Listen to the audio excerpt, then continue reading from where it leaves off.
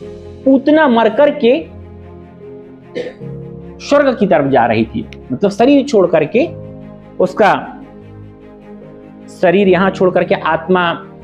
ऊपर की तरफ जा रही थी, तो भगवान विष्णु ने क्या कहा माता पार्वती, माता लक्ष्मी से, पता है आपको? प्रिय, बैकुंठ को दुल्हन की तरह सजाओ, आज मेरी मां पूतना आ रही है। लक्ष्मी जी ने बड़े आश्चर्य से देखा, बोले प्रभु, मां, ये मां है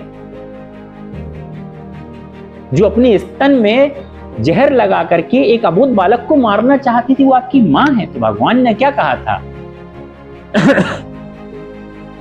कि पूर्व जन्म में ये राजा बलि की पुत्री हुआ करती थी, और जब मैं 52 अवतार लेकर के, 52 अवतार मैंने रख करके जब राजा बलि के यहां पे जाकर के भिक्षा मांगी थी, तो मेरे मुखाग्र को देख करके,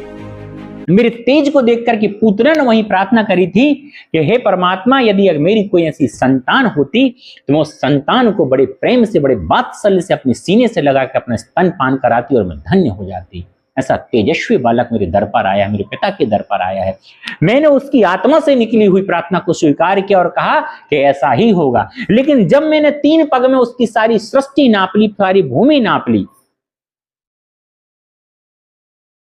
तो उसी के मन में एक विचार उसी वक्त आया था, अगर ऐसी संतान मेरी होती तो अपने स्तन में जहर लगा करके इसको दूध पिला करके मार डालती। मैंने उस वक्त भी उसकी दूसरी प्रार्थना स्वीकार करी, क्योंकि उसने एक वात्सल्य के रूप से, एक मां के रूप से उस वक्त मुझसे प्रार्थना की थी, परमात्मा से प्रार्थना की थी, उसका वात्सल्य निश्चल था, इसलिए मैंने उसकी प्रार्थना स्वीकार करी थी, और इस जन्म में उन्होंने अपने दोनों कर्म पूरे करे, इसलिए वो मेरी मां है। अरे हम उस देश में रहते हैं कि जहां राक्षसनी भी मरती है तो परमात्मा मां कह के संबोधित करता है,